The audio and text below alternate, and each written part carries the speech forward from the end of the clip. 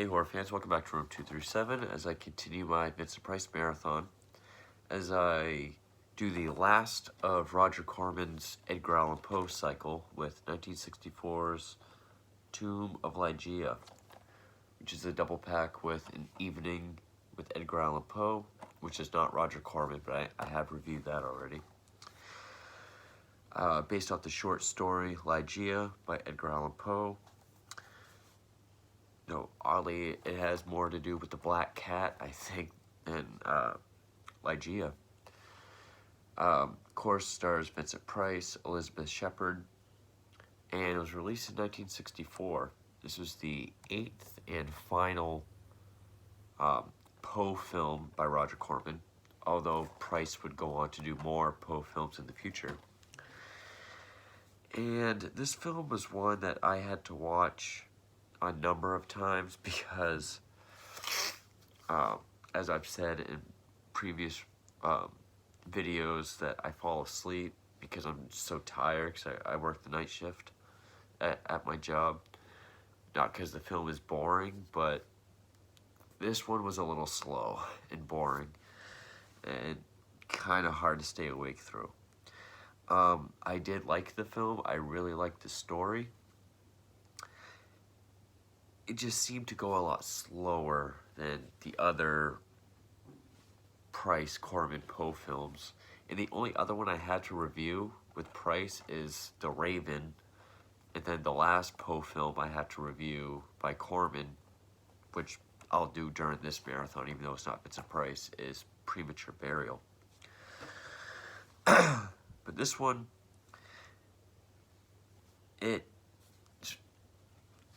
I wouldn't say that it dragged, even though it kind of did. There were some parts that even made it feel like an Italian film of that time. I don't really know how to describe it, but it did. Like Mask of the Red Death, it was filmed in England with a largely English cast.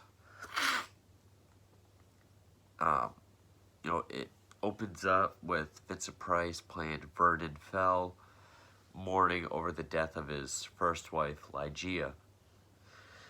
And it even opens up, she's in a casket with, a window in the cover and her eyes open. And he says, it's a nervous contraction. He just closes her eyes and they bury her.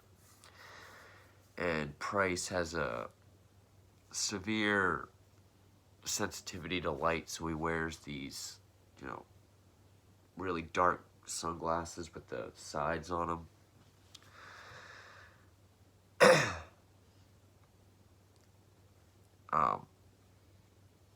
He goes on to say that she was worried about dying because she was an atheist. And Price's character Fell just kind of shuns the world around him. He lives in an abbey, which, of all the English films I've seen, I've heard that term. I'm guessing it means castle or mansion. But for some reason, this was the only film where that kind of clicked for me. I've heard that term 100 times. But eventually, this woman named Rowena, played by Elizabeth Shepard, who also played the body of Ligeia,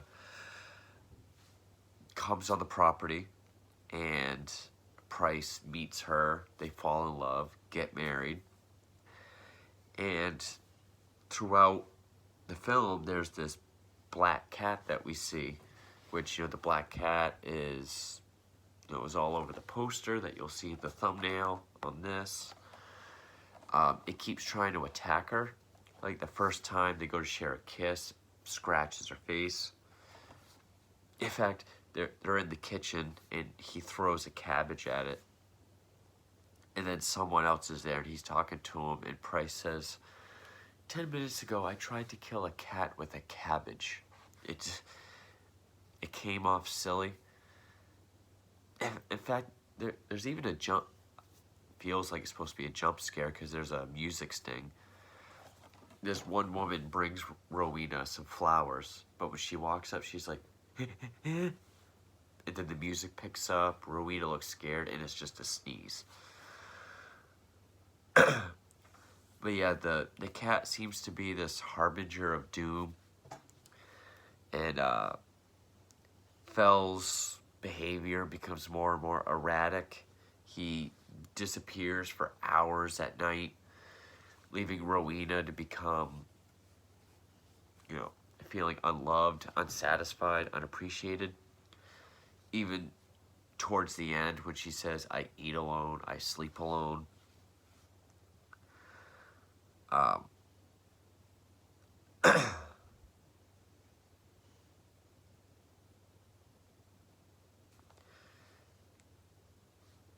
feels, and there's also just this aura that Ligeia is just haunting the mansion itself. But it's pretty obvious that's the cat.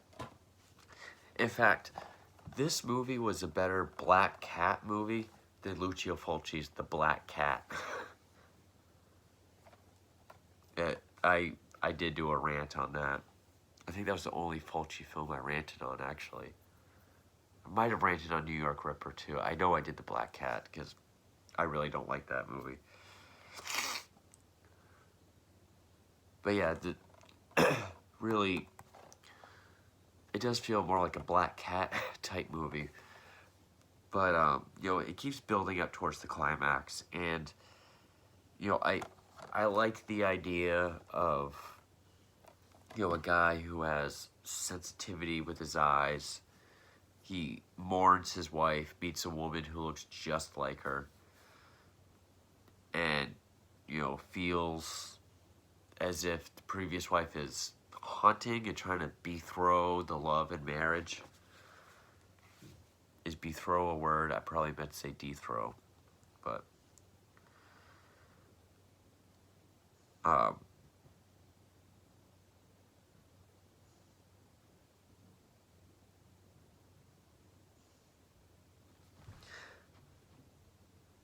there's even parts where Price attacks Rowena.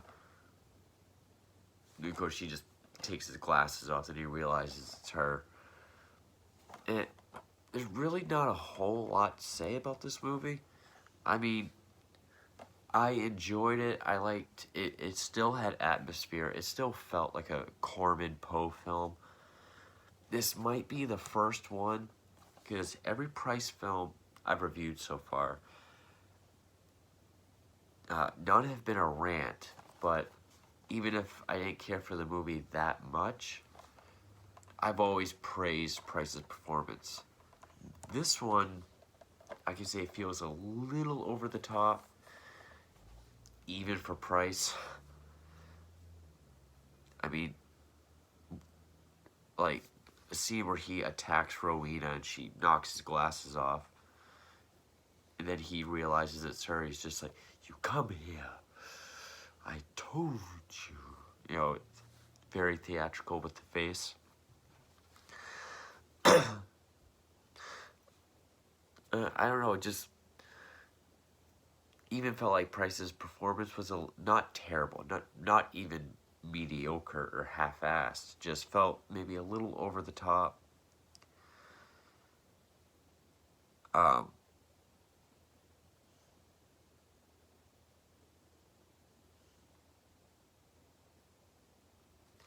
And it all builds up. There's like this secret passageway that Rowena discovers, because there's this recurring character, an old friend of Price's, Christopher.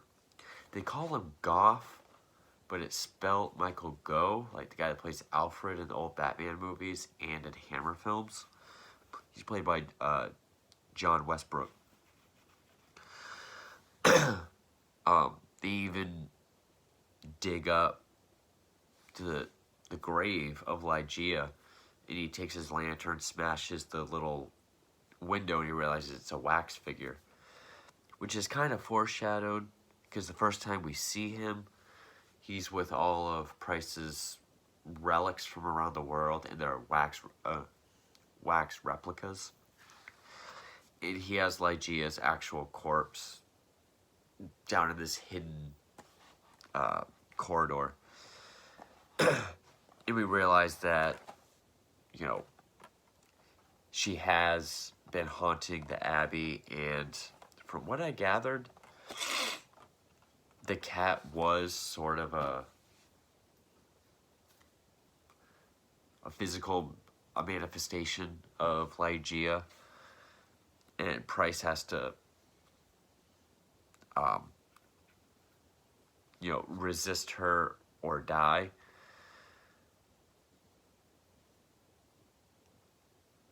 And, you know, at one point he's even officially blinded by the cat, who is now Ligeia, or Ligeia is now the cat, scratches his eyes out. But he's able to strangle the cat. But, you know, he's blinded and he ends up dying with the cat. And then Rowena and the goth guy go off together. I will say, maybe it's because I had to watch this such a handful of times because I kept falling asleep. Also, trying to watch it at 4 or 5 in the morning after working all night isn't the best idea. The first, like, act and a half, just, that's what I remember the most. So it's just trying to get through that. It just feels redundant. But getting to the climax, you know, it does pay off.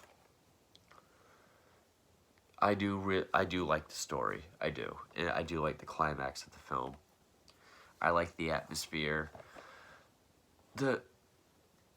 Although the scenes where they're outside in the sun, just the way it's shot, just, it feels like an Italian film. I don't know why. I don't know how to explain it. It just does. Definitely not my favorite of the Corman Poe cycle. I mean, I would definitely put House of Usher, definitely Pit the Pendulum. That's still, I think, my favorite. Definitely Mask of the Red Death. You know, I would put all those over this one. Still have to see The Raven and Premature Burial. But, which I fell asleep to Premature Burial because that was another late night, early morning. Couldn't do it. Fell asleep. The Raven I saw years ago, like as a kid, and I don't remember a thing. I haven't got around to seeing it yet, but as of right now, and even though I'm saying this is my least favorite of that cycle, doesn't mean it's bad. Just, it's a little slower than the other ones. And I'll even say Price's performance is still not bad, or half-assed, or even mediocre. Just some parts are a little over the top. And again, just that line, I just tried to kill a cat with a cabbage. Especially if you're dozing off during that part and then you come back and you hear that line, sounds very silly. But yeah, probably so far my least favorite. Of them so far, but it's still good, just a little slower. Anyway, that is the last, not the last I'm reviewing, but the last one made of the Corman Edgar Allan Poe film cycle of the 60s by American International. So I still have The Raven and Premature Burial to do, and then that cycle's done. And then I just have a couple more Price films here and there, like the 2 Dr. Phibes films and Twice Told Tales. So got those coming up, and thank you for watching.